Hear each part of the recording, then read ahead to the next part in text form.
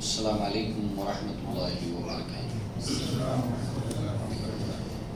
ان الحمد للہ نحمده ونستعینه ونستغفره ونؤمن به ونتوکل علیہ ونعوذ باللہ من شرور انفسنا ومن سیئات اعمالنا، من یهده اللہ فلا مضل له ومن یضلل فلا هادی له، واشهد ان لا الہ الا اللہ وحدہ لا شریک له، واشهد ان محمدا عبدہ ورسولہ، اما بعد یا ایھا الذین آمنوا اتقوا اللہ حق تقاتہ ولا تموتن الا وانتم مسلمون، یا ایھا الناس اتقوا ربکم الذی خلقکم من نفس واحدۃ وخلق منها زوجها وبث منهما رجالا کثیرا ونساء واتقوا اللہ الذی تساءلون به والارحام ان اللہ کان علیکم رقیبا، یا ایھا الذین آمنوا اتقوا اللہ وقولوا قولا سدیدا یصلح لکم اعمالکم ويغفر لكم ذنوبكم ومن يطع الله ورسوله فقد فاز فوزا عظيما، فإن خير الحديث كتاب الله وخير الهدي هدي محمد صلى الله عليه وسلم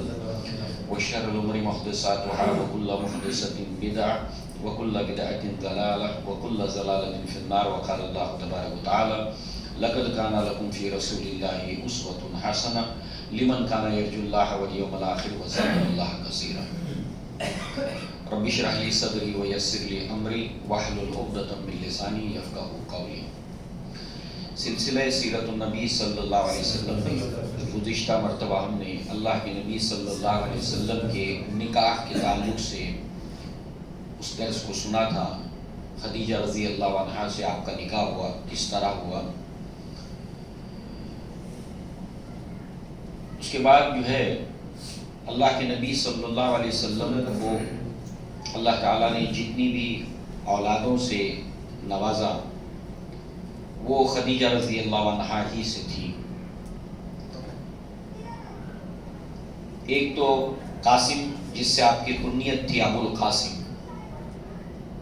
اور اللہ کے نبی صلی اللہ علیہ وسلم نے فرمایا کہ تم کنیت اختیار کرو۔ اللہ کے نبی نے اس کا حکم دیا، کنیت اختیار کرو، ہاں میری کنیت پر اپنی کنیت نہ رکھو ابو القاسم۔ اور اس کے تعلق سے ایک مسئلہ جو ہے وہ ہمیں معلوم ہو۔ کنیت کہتے ہیں کہ جب والد کو جو ہے وہ اس کی اولاد کے ذریعے سے اس کو نسبت کیا جاتا ہے، جیسے اگر بیٹے کا نام عبداللہ ہے تو ابو عبداللہ، عبداللہ کے بیٹے۔ اللہ کے نبی نے اس کا حکم دیا کہ کنیت کو اختیار کرو، تو اس بنیاد پر اللہ کے نبی صلی اللہ علیہ وسلم کی جو کنیت تھی ابو القاسم، بیٹے کا نام تھا قاسم۔ اور وجہ یہ ہے کہ میری کنیت پہ اپنی کنیت نہ رکھو، اس لیے کہ ایک مرتبہ اللہ کے نبی صلی اللہ علیہ وسلم مکہ سے بازار سے گزر رہے تھے تو ایک شخص نے آواز دی یا ابو القاسم، تو اللہ کے نبی نے پلٹ کر دیکھا تو کہا کہ نہیں، میں آپ کو نہیں پکار رہا تھا۔ تو چونکہ اللہ تعالیٰ نے ہمیں قرآن میں حکم دیا وَلَا تَجْعَلُوا دُعَاءَ الرَّسُولِ بَيْنَكُمْ كَدُعَاءِ بَعْضِكُمْ بَعْضًا، سورہ نور میں اللہ نے فرمایا کہ تم جیسے آپس میں ایک دوسرے کو پکارتے ہو ایسے نبی کو نہ پکارا کرو۔ صحابہ اتنے ادب کرتے تھے اللہ کے نبی صلی اللہ علیہ وسلم کا کہ پیچھے سے کبھی آواز نہیں دیتے، آپ قریب اللہ کے نبی ہوتے اور کوئی بات پوچھنی ہوتی آپ کو فالو کرتے۔ کبھی اللہ کے نبی صلی اللہ علیہ وسلم پہنچنے سے پہلے اگر اپنے مکان میں داخل ہو گئے تو واپس نکلنے کا انتظار کرتے۔ تو بہرحال اللہ نے انہیں ادب سکھایا تھا کہ نبی کا ادب احترام کیسے کیا جاتا ہے۔ تو اسی نسبت سے کہ کسی اور نے ابو القاسم کنیت رکھی، وہ شخص اس کو پکار رہا ہو، اللہ کے نبی صلی اللہ علیہ وسلم سمجھیں کہ آپ کو پکارا جا رہا ہے، تو اب کیا اب ابو القاسم کنیت رکھی جا سکتی ہے اگر کسی کے بیٹے کا نام قاسم ہے؟ تو علماء کہتے ہیں کہ ہاں اب رکھی جا سکتی ہے، کیونکہ اب وہ امکان باقی نہیں رہا، جو امکان تھا وہ باقی نہیں بچا۔ تو قاسم، اسی طریقے سے عبداللہ، اور انہی کا لقب طیب اور طاہر بھی تھا، مگر جتنی نرینہ اولاد تھی یعنی جتنے لڑکے تھے اللہ کے نبی صلی اللہ علیہ وسلم کے ہوئے ان کا انتقال ہو گیا، کوئی بھی بقید حیات نہ رہا، بچپن ہی کے اندر انتقال ہوا۔ پھر جو بیٹیاں تھیں ان میں سب سے بڑی بیٹی زینب رضی اللہ عنہا خدیجہ رضی اللہ عنہا ہی سے تھی. اللہ کے نبی صلی اللہ علیہ وسلم کی صلبی اولاد ہیں. اسی طریقے سے رقیہ رضی اللہ عنہا، ام کلثوم رضی اللہ عنہا اور فاطمہ رضی اللہ عنہا، یہ چاروں بیٹیاں اللہ کے نبی صلی اللہ علیہ وسلم کی صلبی بیٹیاں تھیں، آپ کی بیٹیاں تھیں. خدیجہ رضی اللہ عنہا کے بطن سے ان کی ولادت ہوئی تھی. آپ کی جو ازدواجی زندگی تھی اس کے اندر ایک واقعہ ملتا ہے کہ آپ کی جو پڑوسی تھے انہوں نے سنا کہ اللہ کے نبی خدیجہ رضی اللہ عنہا سے کہہ رہے تھے اے خدیجہ، اے خدیجہ، واللہ لا اعبد اللات ابدا واللہ لا اعبد العزى ابدا، کہ میں کبھی بھی لات کی عبادت نہیں کروں گا، میں کبھی بھی عزا کی عبادت نہیں کروں گا. یہ نبوت سے پہلے کا واقعہ ہے. اور اللہ تبارک و تعالیٰ اپنے انبیاء کو جنہیں نبی بنانا ہوتا ہے، اللہ تعالیٰ وہاں کی تمام طرح کی خرافات سے بھی اور تمام طرح کی وہاں کے شرک تو بہت بڑا گناہ ہے، تو ہر چیز سے اللہ تعالیٰ پاک و صاف رکھتا ہے. بہرحال نبوت سے پہلے کا ایک اہم واقعہ ہے خانہ کعبہ کی تعمیر کا. اللہ تبارک و تعالیٰ نے اس کو ہدایت کا مرکز بنایا تمام جہان کے لیے. اللہ نے فرمایا ان اول بیت وضع للناس للذی ببکہ مبارکا وہدی للعالمین، سب سے پہلا گھر جو بنایا گیا انسانوں کے لیے وہ مکہ میں ہے. مکہ کا پرانا نام بکہ، جیسے مدینہ کا پرانا نام یثرب، تو وہ مکہ میں ہے اور تمام جہانوں کے لیے ہدایت کا مرکز. اب یہاں پر ایک بات یاد رکھنے کی ہے، وہ یہ ہے، ٹیکنیکل بات ہے مگر یہ بات معلوم ہونی چاہیے. اس کا تعلق آخری نبوت کے ساتھ ہے، آخری رسالت کے ساتھ ہے. اللہ کے نبی صلی اللہ علیہ وسلم آخری نبی اور آخری رسول. آپ کے بعد کوئی نہ نبی آئے گا نہ کوئی رسول آئے گا. نمبر 2، آپ کو جو کتاب دی گئی وہ آخری کتاب ہے، اسی لیے نبی کی زندگی بھی محفوظ ہے، ایک ایک دن کا ریکارڈ محفوظ ہے. ورنہ 600 سال میں عیسیٰ علیہ السلام کو کیا بنا دیا ان کے ماننے والوں نے.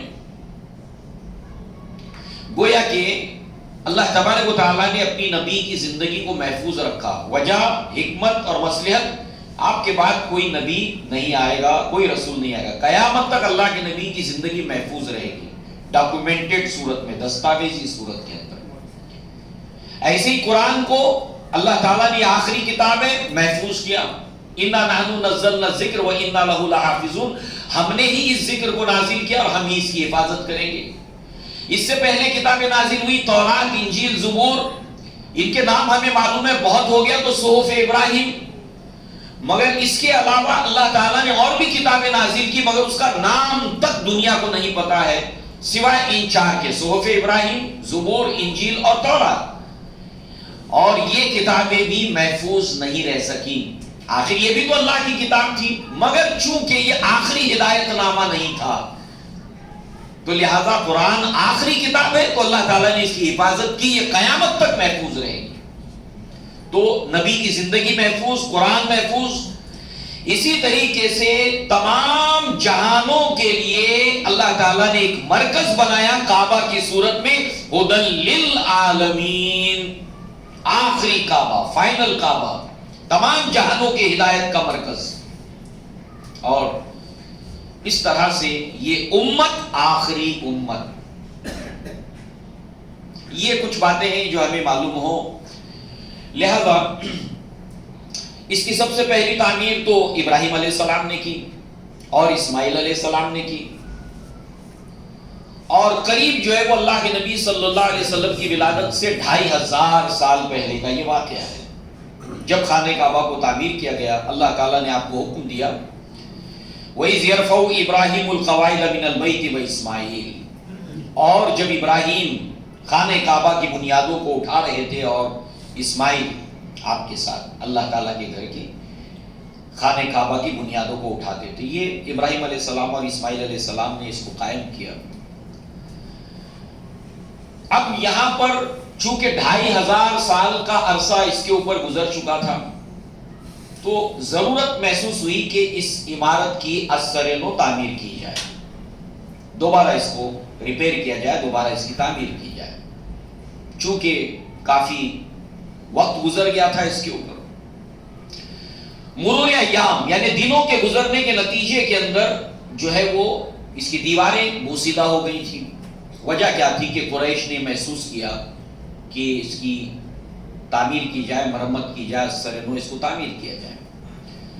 دوسرے، اس کا کچھ حصہ منہدم ہو چکا تھا، کچھ حصہ اس کا گرا ہوا تھا، اور وہ اندیشہ محسوس کر رہے تھے کہ دیوار ہی پوری نہ گر جائے، اور ساتھ ہی ساتھ جو اس کا دروازہ جو زمین سے متصل تھا، زمین سے لگا ہوا تھا، اس کو تھوڑا سا اوپر کیا جائے۔ وجہ اس کی یہ کہ بارش کا پانی، چونکہ خانہ کعبہ پورا جو سلوپ کے اوپر ہونے کی وجہ سے سارا پانی کبھی بارش ہوتی تو وہ جمع ہو کر جو ہے وہ خانہ کعبہ کے اندر داخل ہو جائے، تھوڑا اونچائی کے اوپر اس کا دروازہ بنایا جائے۔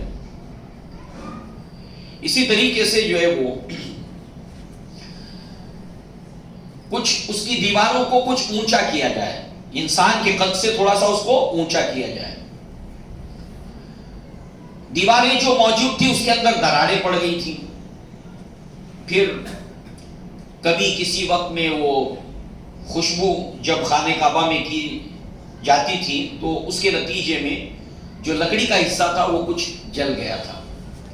تو قریش نے یہ محسوس کیا کہ اس کو ازسر نو تعمیر کیا جائے، اور اس کے اوپر اتفاق ہو گیا۔ اتفاق ہونے کے بعد یہ طے ہوا کہ حلال کمائی صرف دی جائے گی، اور طے کیا گیا کہ اس کے اندر کون کون سا پیسہ استعمال نہیں کیا جائے گا، وہ ڈکلیئر کیا گیا، طے کیا گیا۔ سود کا پیسہ اس میں نہیں لگے گا، یہ پیسہ نہیں چلے گا، یہ پیسہ نہیں چلے گا، حلال کمائی جو ہے وہ اس کے تعمیر کے اندر خرچ ہوگی، استعمال ہوگی۔ اسی طریقے سے خانہ کعبہ کی تعمیر کے وقت ہر قبیلے نے تعمیر کا جو حصہ ہے، اس کا جو پارٹ ہے خانہ کعبہ کا، وہ اپنے اپنے حصے میں ڈسٹریبیوٹ کر دیا، یہ ہم تعمیر کریں گے، یہ ہم تعمیر کریں گے، یہ ہم تعمیر کریں گے۔ اب اس کے لیے جو لکڑی کی ضرورت ہے تو رومیوں کا مال بردار جہاز جو ہے وہ جدہ کے جو ساحل کے اوپر، یہاں کی پورٹ کے اوپر آ کر جو ہے وہ اس کو نقصان پہنچا تھا، تو اس کی جو لکڑیاں ہیں اس جہاز کی وہ خریدی گئی، اور ساتھ ہی ساتھ جو ہے وہ باقوم نامی معمار انجینئر تھا، اس کی خدمات لی گئی، اور اس طریقے سے یہ طے ہوا کہ اس کے ازسر نو تعمیر کرنا ہے۔ اس وقت سیرت نگار، مورخین، محدثین کہتے ہیں کہ اللہ کے نبی صلی اللہ علیہ وسلم کی عمر 30 سے لے کر 35، کسی نے 30 کہا، کسی نے 32 اور 35، اس کے درمیان میں آپ کی عمر کو بتایا گیا ہے۔ اب سوال یہ تھا کہ اب اس کی تعمیر کرنا ہے تو اس کو پہلے منہدم کرنا ہوگا، اس کو گرانا ہوگا دیواروں کو، تو قریش ڈر رہے تھے، اور ڈرنے کے اسباب اور وجوہات بھی موجود تھیں، کیونکہ ابھی سے 30-35 سال پہلے کی بات ہے، جب جو ہے وہ خانہ کعبہ کو ڈھانے کے لیے ابرہہ آیا تھا تو جو کچھ ہوا تھا ابھی بات پرانی نہیں تھی، تو گویا اس کی تعظیم، اس کا رسپیکٹ تھا، تو کہیں ایسا تو نہیں کہ ہم کوئی غلط کام کرنے چلے ہیں، کہیں ایسا تو نہیں کہ ہم اللہ تعالیٰ کو ناراض کر دیں گے۔ یہ خوف جو ہے وہ ان کے دلوں میں بیٹھا تھا، تو پیش قدمی کوئی آگے کرنے کے لیے تیار نہیں تھا۔ تو اس وقت جو ہے وہ ولید ابن مغیرہ آگے بڑھتا ہے، یہ خالد بن ولید کے والد ہیں، اور کدال لے کر دیوار پر خانہ کعبہ کی اس کو ڈھانے کی تیاری کے ساتھ چلتا۔ سب لوگ ویٹ اینڈ واچ، انتظار کرو اور دیکھو کیا ہوتا ہے، کچھ ہوگا تو اس کے ساتھ ہم رک جائیں گے، کچھ نقصان ہونا ہے، کوئی اللہ کی ناراضگی آ گئی ہے تو اس کے ساتھ ہو جائے گی تو ہم رک جائیں گے۔ تو سب ویٹ کرتے رہے، انتظار کرتے رہے۔ پھر جو ہے وہ اس نے کہا کہ اس کے اوپر کدال چلانے سے پہلے جو ہے ولید ابن مغیرہ کہتا ہے کہ اللہم لا تدع لم نزع، کہ ہمارے رب کہ ہمارا ارادہ جو ہے وہ دست بردار ہونے کا نہیں ہے خانہ کعبہ سے کہ ہم خانہ کعبہ سے دستبردار ہو گئے، اب ہمارا کوئی اس سے تعلق نہیں ہے، اس لیے ہم یہ نہیں کر رہے ہیں، اور نہ ہی اس سے کوئی ہمارا جو ہے وہ تنازع ہے، نزاع ہے ہماری اس سے، بلکہ ہمارا ارادہ جو ہے وہ اللہم انا لا نريد الا الخیر، اے اللہ ہمارا کوئی ارادہ نہیں مگر سوائے خیر کے، ہم اس کو اثر نو ریپیئر کرنا چاہتے، پرانی ہو گئی عمارت وغیرہ وغیرہ۔ اور پھر اس کے بعد جو ہے وہ اس نے جو ہے وہ کام شروع کر دیا اپنے کدال کے ذریعے سے۔ پھر ایک دن انہوں نے گزر جانے دیا اور دیکھا کہ ولید ابن مغیرہ کو کچھ نہیں ہوا ہے، اور ولید ابن مغیرہ دوسرے دن پھر حاضر ہو کر کام میں لگ گیا، تو پھر سب جو ہے وہ اپنے اپنے حصے کا جو ہے وہ کام کے اوپر جو ہے وہ اس کے ڈھانے میں اور اس کے بعد اس کو تعمیر کرنے کے اندر لگ گئے، اس کو پورا زمین کے برابر کر کے پھر اس کو از سر نو اس کی دیواریں اٹھائی گئیں۔ مگر جب حجر اسود کی جگہ پر حجر اسود کے رکھنے کا وقت آیا تو اب ان لوگوں میں تنازع ہوا، اور تنازع اس قدر ہوا کہ تلواریں سونپ لی ان لوگوں نے کہ حجر اسود کو تو ہم ہی لگائیں گے۔ اس کو لے کر جو ہے وہ اب سول وار کی کیفیت پیدا ہو گئی، خانہ جنگی کی صورتحال پیدا ہو گئی۔ اب اس بات کو آگے بڑھانے سے پہلے حجر اسود کے متعلق ہمیں دو باتیں جاننا بہت ضروری ہیں، کیونکہ اس کو لے کر کبھی کبھی دو انتہاؤں پر مسلمان چلا جاتا ہے، ایکسٹریمزم کی طرف چلا جاتا ہے، تو یہ دونوں پہلو ہمارے پیش نظر رہیں، دونوں باتیں، تاکہ ہمارے اندر ایک اعتدال پیدا ہو۔ وہ کیا ہے؟ حجر اسود کی فضیلت ہے، یہ جنت سے اتارا گیا پتھر ہے، ابراہیم علیہ السلام نے اس کو نصب کیا ہے، اور جبریل علیہ السلام اس پتھر کو لے کر آئے تھے۔ اللہ کے نبی صلی اللہ علیہ وسلم نے فرمایا، سلسلۃ الصحیحہ میں یہ روایت ہے، نزل الحجر الاسود من الجنت وهو اشد بیاضا من اللبن فسودته خطایا بن آدم، اور ایک روایت میں من اللبن کی بجائے من الثلج ہے، اور علامہ البانی رحمہ اللہ نے دودھ کی بجائے برف یہ الفاظ درست ہے اس کو قرار دیا۔ یہ جنت سے اتارا گیا پتھر ہے، اسود کے معنی ہوتے سیاہ، کالا، مگر جو ہے وہ جب یہ جنت سے اتارا گیا تھا تو یہ بالکل برف کی طرح سفید تھا۔ اب چونکہ اس کا استعلام کیا جاتا ہے، اس کو چھوا جاتا ہے، تو بنی آدم کے بچوں کے گناہوں کے نتیجے میں وہ سفید سے سیاہ ہو گیا۔ جیسے اللہ کے نبی نے فرمایا کہ جب انسان گناہ کرتا ہے تو اس کے دل کے اوپر ایک سیاہ دھبا ہو جاتا ہے، اور جب وہ توبہ کرتا ہے تو دھل جاتا ہے، تو یہ جو گناہ ہے بنی آدم کے، تو اس کے نتیجے میں یہ سیاہ ہو گیا، تو اس کا نام حجر اسود، وجہ تسمیہ۔ اب آپ دیکھیں اس کو لے کر بخاری کے اندر عمر بن الخطاب کی ایک روایت ہے۔ اب یہ جنت سے اتارا گیا پتھر سفید تھا، عمر بن الخطاب رضی اللہ عنہ نے استعلام کیا، اس کو بوسا دیا، اور اس کے بعد کہا انی اعلم انک حجر، کہ میں جانتا ہوں کہ تو ایک پتھر ہے، تضر ولا تنفع، نہ تیرے اندر کوئی نقصان کی تاثیر ہے نہ تیرے اندر کوئی نفع کی تاثیر ہے، ولولا انی رأیت رسول اللہ صلی اللہ علیہ وسلم یقبلک ما قبلتک، اگر اللہ کے نبی صلی اللہ علیہ وسلم نے تجھے بوسا نہ دیا ہوتا تو میں بھی نہیں دیتا۔ تو حجر اسود اس میں کوئی نفع نہیں، اس میں کوئی نقصان نہیں ہے کہ وہ کوئی نفع اور نقصان کا مالک ہے۔ اب آپ دیکھیں کہ جیسے جیسے اسلام سے لوگ اس زمانے سے، اصل زمانے سے دور ہوتے چلے جاتے، دریا میں پانی بہتا ہے بہت، تو بہت سی نئی نئی چیزیں وجود میں آنے لگتی ہیں۔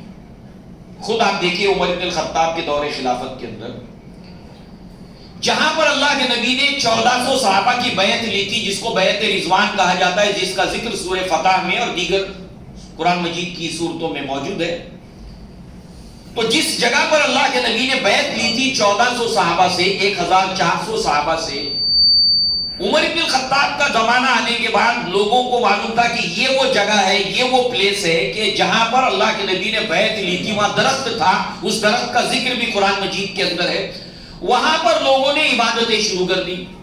آج بھی جو لوگ حج کے لیے جاتے ہیں، عمرہ کے لیے جاتے ہیں، ٹھیک ہے، کوئی انسان ریسرچ کے لیے، تحقیق کے لیے، جاننے کے لیے کہ کیسے اللہ کے نبی صلی اللہ علیہ وسلم جو ہے وہ غار حرا میں جاتے تھے، کتنا تکلیف دہ سفر ہے.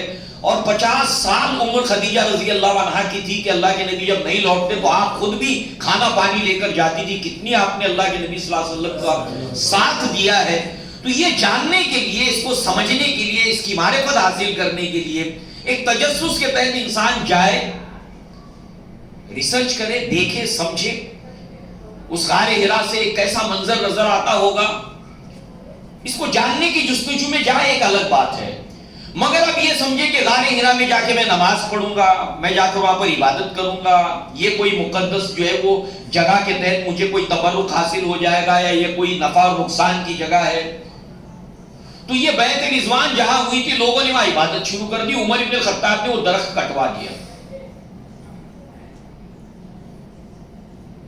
اور یہ نیو کمر جو اسلام میں آ رہے تھے، بار بار جو ہے وہ اعلانیہ عمر ابن الخطاب نے خانہ کعبہ میں کیوں کہا کہ جتنے اسلام میں نئے داخل ہوئے وہ سن لو، کہیں ایسا نہ سمجھ لینا کہ یہ جو حجر اسود ہے یہ کوئی نفع اور نقصان کا مالک ہے. یہ اپنی جگہ پر ہو گیا، مگر دوسری جگہ اس کی فضیلت اپنی جگہ ہے، اس کا مقام اپنی جگہ ہے، جنت سے اتارا ہوا ہے. اور اللہ کے نبی صلی اللہ علیہ وسلم نے فرمایا کہ اللہ کی قسم کہ قیامت کے دن واللہ لیبعثنہ اللہ یوم القیامہ لہ عینان یبصر بہما، اللہ تعالیٰ حجر اسود کو آنکھیں عطا کرے گا دو، اور یہ اس سے دیکھے گا. وَلِسَانٌ يَنْطِقُ بِهِ، اور اللہ اس کو لسان اور زبان عطا کرے گا جس سے یہ بولے گا. اور يَشْهَدُ عَلَى مَنِ اسْتِعْلَامَهُ بِحَقٍ، اور جس کسی نے اس کا استعلام کیا ہوگا، جیسے اگر چھونے کا موقع نہیں ملے تو اشارے کے ذریعے سے بھی جو استعلام، جس نے اس کا استعلام کیا ہوگا اس کے حق میں وہ شہادت دے گا، گواہی دے گا. تو یہ اس کی فضیلت ہے. تو اب یہ نہیں ہے کہ اس کی فضیلت کو بیان کر کے جو ہے وہ اس کو رد کیا جائے، اس کی نفی کی جائے کہ یہ نافع اور ضار نہیں ہے. اور نافع اور ضار نہیں ہے اس بات کو پیش کرتے ہوئے یہ نہ سمجھا جائے کہ اس کی کوئی فضیلت نہیں ہے. اس کو جبریل لے کر آئے ہیں، اس کی فضیلت ہے. یہ سفید تھا، ابن آدم کے گناہوں سے یہ سیاہ ہو گیا، اور قیامت کے دن یہ شہادت دے گا. تو یہ دونوں باتیں بیک وقت ایک مسلمان کے پیش نظر ہونی چاہیے کہ اس کو مانتے ہوئے اس کا رد نہ کرے، اور اس کو مانتے ہوئے اس کا رد نہ کرے. دونوں باتوں کو تسلیم کرے، دونوں باتوں کو مانے. بہرحال اب معاملہ یہ ہوا کہ حجر اسود کو جب نصب کرنے کی بات آئی تو بات بہت آگے بڑھ گئی. خانہ جنگی کی صورتحال، سول وار کی صورتحال پیدا ہوئی. تو اس وقت جو ہے وہ اب یہ ہوا کہ اس کا فیصلہ کیسے کیا جائے. تو اب جو ہے وہ یہاں پر یہ طے ہوا کہ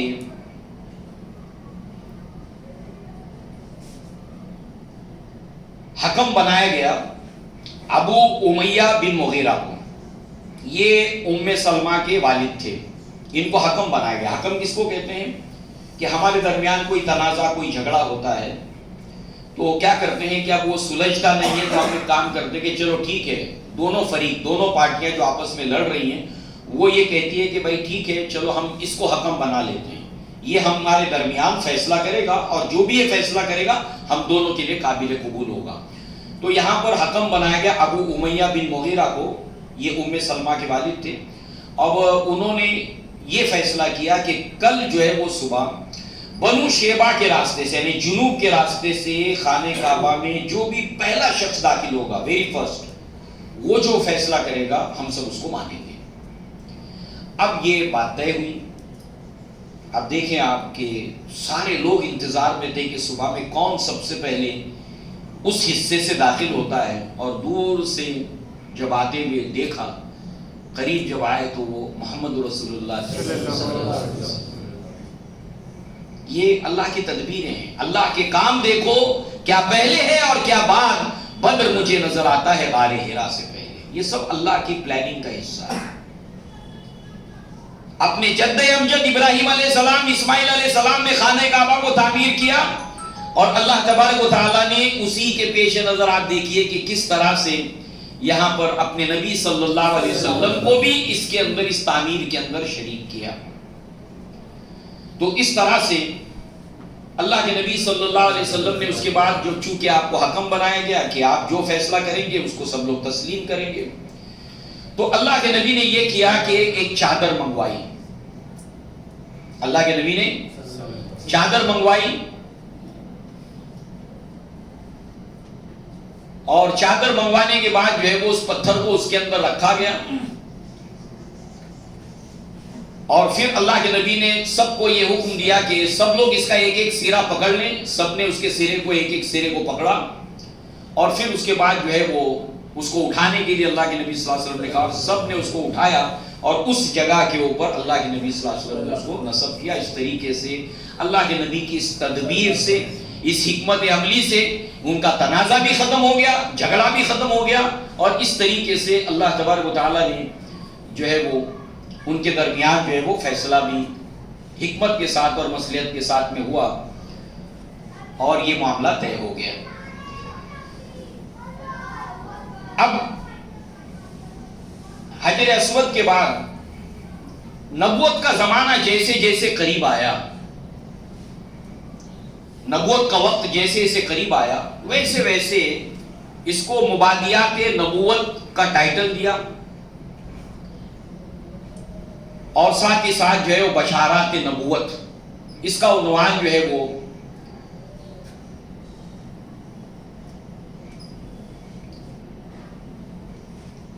جیسے جیسے نبوت کا زمانہ قریب آتا گیا ویسے ویسے جو ہے وہ اللہ کے نبی صلی اللہ علیہ وسلم کے ساتھ کچھ چیزیں ہونے لگیں.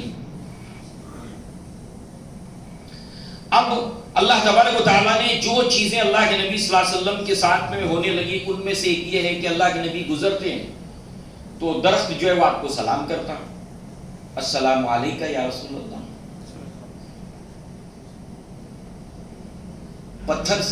پتھر آپ کو سلام کرتا، درخت سے سلام کی آواز آتی.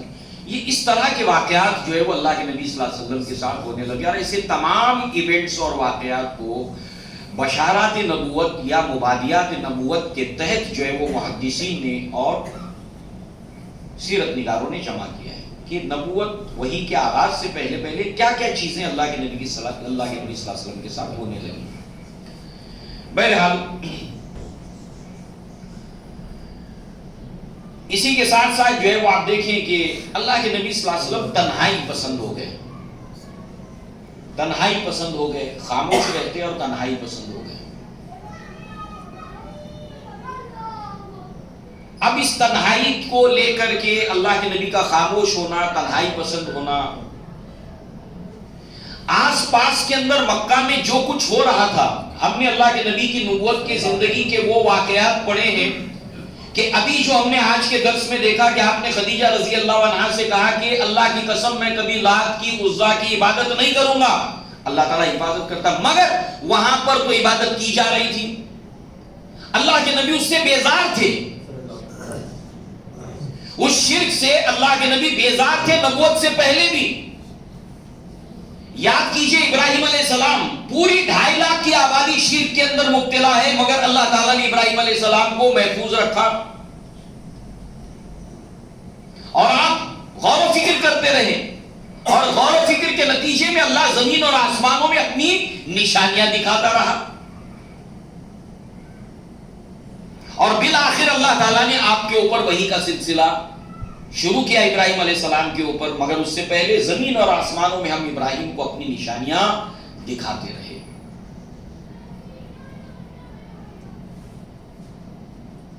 اسی کے ساتھ ساتھ آپ دیکھیں کہ اللہ کے نبی صلی اللہ علیہ وسلم جہاں تنہائی پسند ہو گئے تو یہیں سے آپ غور و فکر بھی کرتے، اس شرک سے بیزار بھی تھے، ساتھ ہی ساتھ اس سوسائٹی اور اس معاشرے میں جو کچھ ہو رہا تھا سماجی سطح پر،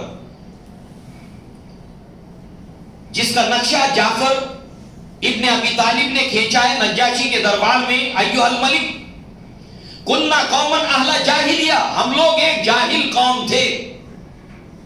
نعبد الاصنام، بتوں کی پوجا کرتے تھے، پرستش کرتے تھے. ناکل المیتۃ، مردار کو کھاتے تھے، سود خوری کرتے تھے. یاکل القوی منا الضعیف، ہمارے اندر جو بھی طاقتور ہوتا تھا وہ کمزور کو کھا جاتا تھا، اس کو دبا دیتا تھا. جس کو طاقت ملی، جس کی لاٹھی اس کی بھینس. Might is right. یہ سب ہمارے سوسائٹی میں جاری اور ساری تھا. زناکاری عام تھی، شراب پیتے تھے، سب کچھ اس سوسائٹی میں تھا. مگر اس مکہ کی سرزمین میں کچھ ایسے نفوس تھے جو اللہ نے اتنی گندگیوں کے باوجود بھی ان کو پاک اور صاف رکھا تھا. اس سے ہمیں کیا نصیحت ملتی ہے؟ ابراہیم علیہ السلام کی زندگی کے واقعے سے بھی اور مکہ کے اندر اس قدر یہ سب غلاظتیں اور گندگیاں، شرک ہے، زنا ہے، سود ہے، ظلم اور زیادتی ہے، مائٹ از رائٹ ہے، سب کچھ برائیوں کے باوجود بھی اس کے اندر کچھ پاکیزہ نفوس موجود تھے. عثمان بن عفان رضی اللہ عنہ، شراب پینا اور پلانا ایک فیشن تھا، اس کے اوپر مان کیا جاتا تھا، اس کے اوپر ناز کیا جاتا تھا. اشعار اگر آپ اس زمانے کے عربی ادب کو پڑھیں، عربک لٹریچر کو اگر ہم دیکھیں تو اس کے اندر ہم کو معلوم ہوتا ہے کہ پینے پلانے کو، اپنی مجلسوں کو بڑے شان سے بیان کرتے تھے. جیسے آج شراب پینے والے بڑے شان سے بیان کرتے، میں نے اتنی پی، میں نے اتنی پی. یہ ان کی مجلسوں میں جب ہم دیکھتے ہیں، ان کی باتیں سنتے، ٹرین میں، بس میں جب بیٹھتے ہیں. ہمارے یہاں پر تو مشہور ہے سیٹرڈے نائٹ فل ٹائٹ، یہ ہمارے یہاں پر چلن ہے. ہمارے بچے کہیں اس ماحول میں جائیں تو ماحول سے انسان اثر قبول کرتا ہے. خربوزے کو دیکھ کر خربوزہ رنگ بدلتا ہے. کند ہم جنس با ہم جنس پرواز، کبوتر با کبوتر باز بباز. تو لہذا جو ہے وہ ظاہر سی بات ہے کہ آپ دیکھیں کہ وہ منڈے کی صبح کے اندر ٹرین میں آپ بیٹھے تو وہ جب یہ باتیں کرتے مجلس میں تو وہ کس طرح کی باتیں کرتے ہیں؟ پینے پلانے کو. یعنی جاہلیت ہمیشہ ہر دور میں ایک ہی فارم میں ہوتی ہے. جاہلیت جو ہوتی ہے ہر دور میں، ہر زمانے میں اس کا رنگ ایک ہی ہوتا ہے. شراب وہی پرانی ہے، بوتلیں بدلتی رہتی ہیں، بوتلیں نہیں ہوتی ہیں. تو جہالت وہی ہوتی ہے. آج بھی لوگ پینے پلانے کو ایک فیشن کی طریقے سے پیش کرتے ہیں اور اس کو بڑا مان سمجھتے ہیں اور اس کو بڑے فخر کے ساتھ اپنی پارٹیوں کو بیان کرتے ہیں. ایسے وہ لوگ بھی کرتے تھے. تو ان تمام ماحول سے اللہ کے نبی صلی اللہ علیہ وسلم نہ صرف بیزار تھے، بلکہ جہاں جہاں ظلم کو روکنے کی بات آئی اللہ کے نبی نے نبوت سے پہلے آگے بڑھے.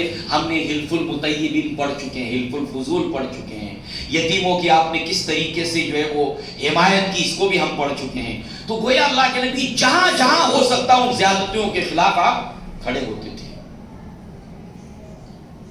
اب ظاہر سی بات ہے کہ اس برائی کو دیکھ کر آدمی صرف برائی کو دیکھ کر کوڑتا ہی رہے. اللہ کی مخلوق کو دیکھ کر کہ گمراہی کے راستے پر چل پڑی ہے صرف کوڑتا ہی رہے. بلکہ اللہ کے نبی کی تعلیم کیا ہے؟ فمن رأى منكم منكرا فليغير بيده فإن لم يستطع فبلسانه فإن لم يستطع فبقلبه ذلك أضعف الإيمان. تم میں سے جب بھی کوئی انسان کسی برائی کو دیکھے، اگر اللہ نے اس کو طاقت دی ہے تو طاقت سے اس کو روکے. اگر اس کے اندر اتنی طاقت نہیں ہے تو زبان سے کہے. اگر یہ بھی طاقت نہیں ہے تو دل میں برا جانے، اور یہ ایمان کا سب سے کمزور ترین درجہ ہے. بہرحال یہ سب ہو رہا تھا، یہ سب ہو رہا تھا. لہذا جو ہے وہ یہ تمام چیزیں ہیں. اور اللہ کے نبی صلی اللہ علیہ وسلم تنہائی پسند ہو گئے. اور یہ ساری چیزوں کو قرآن کی ایک آیت بیان کرتی ہے کہ اللہ کے نبی صلی اللہ علیہ وسلم ایک ایسا راستہ، مرنے کے بعد کی زندگی ہے تو کیسی ہے. اسی طریقے سے اللہ تبارک و تعالیٰ نے اس کائنات کو بنایا، خالق اس کا مخلوق کے ساتھ اس کی نسبت کیا. اللہ کے نبی صلی اللہ علیہ وسلم راہ حق کی تلاش میں تھے. یہ دور آپ کا 35 to 40، اور جیسے جیسے 40 کے قریب آپ آتے گئے یہ حق کی تلاش آپ میں شدید ہوتی چلی گئی. اللہ نے اس کا نقشہ کھینچا ہے. وَوَجَدْكَ ضَالًّا فَهَدَىٰ. اے نبی ہم نے آپ کو راہ حق میں محنت کرتے ہوئے پایا، جد و جہد کرتے ہوئے پایا تو آپ کو ہدایت دے دی. وہی کا سلسلہ آپ کی طرف شروع ہوا. بہرحال اللہ کے نبی کا یہ جو سیرت کا ٹاپک ہے بڑا انٹرسٹنگ ہے، بڑا ہی دلچسپ ہے یہ ٹاپک. اور پھر جیسے جیسے 40 کے قریب اللہ کے نبی صلی اللہ علیہ وسلم پہنچنے لگے، آپ میں تنہائی اور زیادہ آپ کو پسند آنے لگی. اور اسی تنہائی کی تلاش میں آپ غار حرا جاتے تھے. اور وہاں جا کر عبادت کیا کرتے تھے، جس کے لیے الفاظ آئے ہیں تحنس۔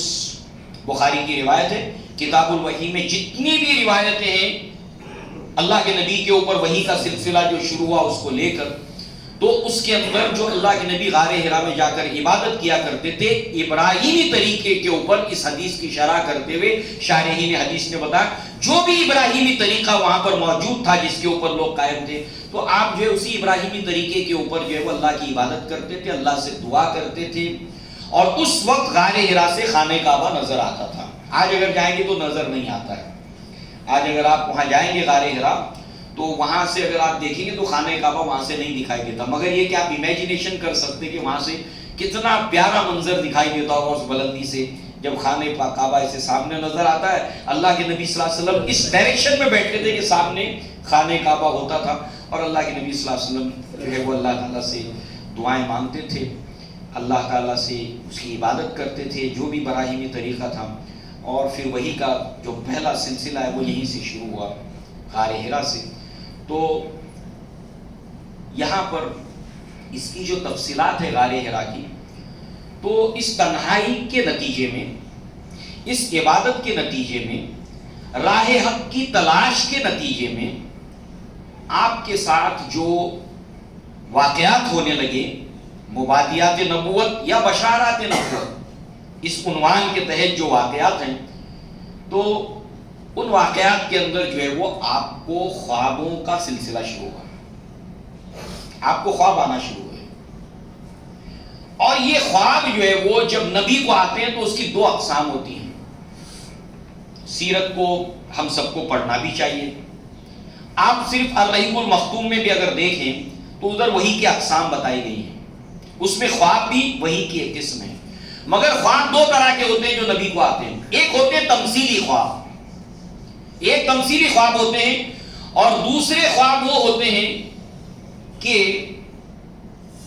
ان خوابوں کی تشریح اور اس کی تعبیر، اس کی ضرورت پیش آتی ہے۔ مثال کے طور پر یوسف علیہ السلام کو خواب آیا، سورہ یوسف میں اس کا ذکر ہے۔ یوسف علیہ السلام نے جو خواب دیکھا تو اپنے والد کو بتایا۔ والد کون ہے؟ نبی ہیں، اور اللہ تعالیٰ نبیوں کو جو وحی دیتا ہے وہ تمثیلی خواب ہو یا فلک کی صبح۔ عائشہ صدیقہ رضی اللہ عنہ کہتی ہے کہ اللہ کے نبی صلی اللہ علیہ وسلم کو جب خواب آنا شروع ہوئے تو وہ خواب تھے فلک کی صبح، یعنی جو کچھ آپ دیکھتے تھے خواب میں عین سیم ٹو سیم ہو جاتا تھا، ذرہ سے فرق کے بغیر سیم ٹو سیم۔ چلو ایک بار ہو گیا، پھر ہوا، جیسے ابراہیم علیہ السلام نے اسماعیل علیہ السلام سے کہا کہ میرے بیٹے میں دیکھتا ہوں کہ میں تمہیں ذبح کر رہا ہوں۔ چلو ایک بار ہو گیا، کوئی بات ہوگی، پھر وہی ریپیٹیشن کے ساتھ۔ تو اسی طریقے سے اللہ کے نبی نے خواب دیکھا اور ویسے ہی ہو گیا، ایک بار ہوا، پھر ہوا۔ تو ظاہر سی بات ہے، آپ سوچئے یہ کتنی ایک طرح سے پرکشش بات بھی ہے۔ ایک نمبر 2 یہ ہے کہ خوابوں کی جو دوسری قسم نبیوں کو ہوتی ہے وہ تمثیلی خواب ہوتے ہیں، ایک فلک کی صبح، دوسرے تمثیلی خواب۔ جو یوسف علیہ السلام نے دیکھا کہ میں دیکھتا ہوں 11 ستارے ہیں، ایک چاند ہے، ایک سورج ہے، اور یہ مجھے سجدہ کرتے ہیں۔ اب اس کا معنی ان کو نہیں معلوم تھا، اس کی تعبیر نہیں معلوم تھی، تو یہ خواب انہوں نے اپنے والد کو بتایا۔ اللہ تعالیٰ نبیوں کو تمثیلی خواب کی تعبیر بتاتا ہے۔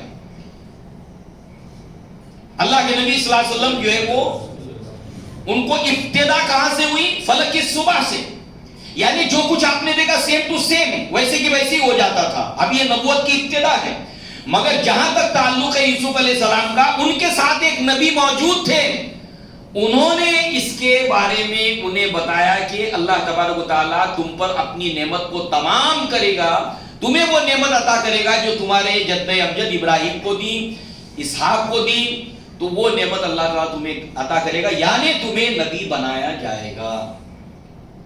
تو اس کا ایک مطلب ہوتا ہے، مثال کے طور پر غزوہ احد کے وقت اللہ کے نبی نے دیکھا کہ آپ کی تلوار ٹوٹ گئی ہے، خواب میں دیکھا، گائے ذبح ہو رہی ہے، یہ خواب دکھا کہ تو اس کا کیا مطلب ہے؟ تو اللہ کے نبی نے اس کی تعبیر بتائی کہ میرے خاندان میں سے کوئی شہادت پائے گا، حمزہ رضی اللہ عنہ شہادت پائے، اور گایوں کو جو ذبح کیا گیا، اس کی تعبیر آپ نے بتائی کہ صحابہ کرام کی شہادت ہوگی اور 70 صحابہ شہید ہو گئے. تو ایک خواب وہ ہوتا ہے کہ جس کا تعبیر ہوتی ہے، اور یہ تعبیر اللہ تعالیٰ نبیوں کو سکھاتا ہے. مگر چونکہ اللہ کے نبی صلی اللہ علیہ وسلم کے نبوت کے آغاز کے اندر ابتدا تمثیلی خوابوں سے نہیں ہوئی، بعد میں آپ کو تمثیلی خواب بھی آئے. ابتدا کہاں سے ہوئی؟ فلق کی صبح. جو کچھ آپ دیکھ لیتے تھے عین وہی کے وہی آپ کے ساتھ جو ہے وہ صبح میں وہ ہو جاتا تھا. تو اس چیز نے غور و فکر، دعا، عبادت اور آپ کا شوق بڑھا دیا. آپ زیادہ تنہائی پسند ہو گئے. اب جتنا دیر آپ غار حرا میں رکتے تھے اس سے زیادہ وقت آپ وہاں پر گزارنے لگے. اور یہی وجہ ہے کہ خدیجہ رضی اللہ عنہا اندازہ کرتی کہ اب توشہ کھانا پانی ختم ہو گیا ہوگا، تو پھر آپ جو ہے وہ لے کر جو ہے وہ وہاں تک جاتی ہیں. اگر آپ میں سے نوجوان کوئی وہاں پر جائے صرف اسٹڈی کے لیے، دیکھنے کے لیے، ریسرچ کے لیے، تو اس سوال کو ضرور ذہن میں رکھنا کہ اس وقت خدیجہ رضی اللہ عنہا کی عمر کیا ہے. پتہ ہے آپ کو؟ اللہ کے نبی کو نبوت جو ہے وہ 40ویں سال کے اندر اس کا آغاز ہوا ہے، اور خدیجہ رضی اللہ عنہا کے 15 پلس کرتے ہیں آپ اس میں، 40 جمع 15 55 سال. چلیے 38 سال کے اللہ کے نبی تھے تو 2 سال کم کر دیں آپ، 2 سال اور کم کر دیں. تو اس طریقے سے آپ دیکھیں کہ 53 سال 52 سال یا جو ہے وہ، اور اس میں آپ جو ہے وہ 4 بچیوں کی والدہ بھی ہیں. ظاہر سی بات ہے اس عمر کے اندر آپ نے جو معاونت کی ہے، اللہ کے نبی نے فرمایا نا کہ خدیجہ رضی اللہ عنہا کو بہت یاد کرتے تھے، آپ بہت یاد کرتے تھے. تو کبھی اللہ تعالیٰ اگر توفیق دے، اگر آپ جائیں وہاں کوئی عبادت وغیرہ کرنے کی ضرورت نہیں ہے، تو وہاں پر آپ دیکھیے کیسے خدیجہ رضی اللہ عنہا وہاں تک جاتی ہوں، کتنی تکلیف اور مشقت اٹھا کر جاتی ہوں. اور خود اللہ کے نبی کتنی مشقت حق کی تلاش کے لیے کرتے تھے. حق کو پانے کے لیے آپ کس قدر جد و جہد کرتے تھے. تو بہرحال یہ سلسلہ بڑھتا رہا حتیٰ کہ جبریل علیہ السلام آپ کے پاس آئے، وحی لے کر آئے. اور ہم سب جانتے ہیں پہلی وحی جو آپ کی طرف کی گئی وہ کون سی تھی؟ اقرا بسم ربک الذی خلق. اب جب وحی جبریل لے کر آئے ہیں تو جبریل نے کہا اقرا. اللہ کے نبی نے فرمایا ما انا بقاری، میں پڑھا ہوا نہیں ہوں. جبریل نے پھر کہا اقرا، پڑھو. کہا ما انا بقاری. تو جبریل نے اللہ کے نبی صلی اللہ علیہ وسلم کو اپنے پہلو میں لے کر بھینچا زور سے، اور پھر کہا اقرا. تو اللہ کے نبی نے ریپیٹ کیا اقرا، اقرا بسم ربک الذی خلق، اقرا بسم ربک الذی خلق، خلق الانسان من علق، خلق الانسان من علق، اقرا وربک الاکرم، اقرا وربک الاکرم. اس طریقے سے آپ کو وحی کے ریسیو کی تربیت دی گئی جبریل کے ذریعے سے.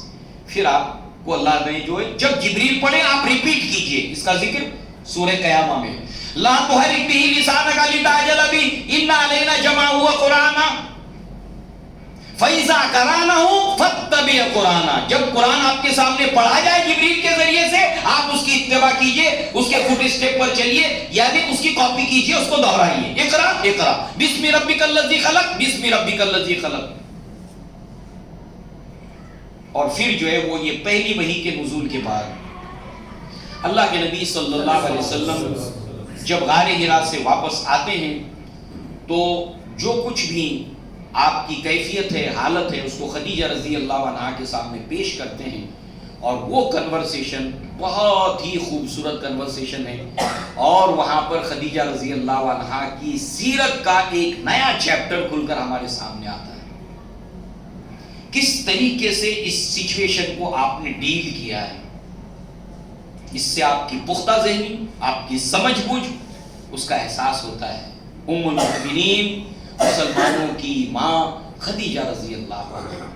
تو انشاءاللہ اس سلسلے کو ہم آگے جاری رکھیں گے. اقول قولی ھذا واستغفر اللہ لی ولکم ولسائر المسلمین والمسلمات وآخر دعوانا الحمد للہ رب العالمین. السلام علیکم ورحمۃ اللہ وبرکاتہ.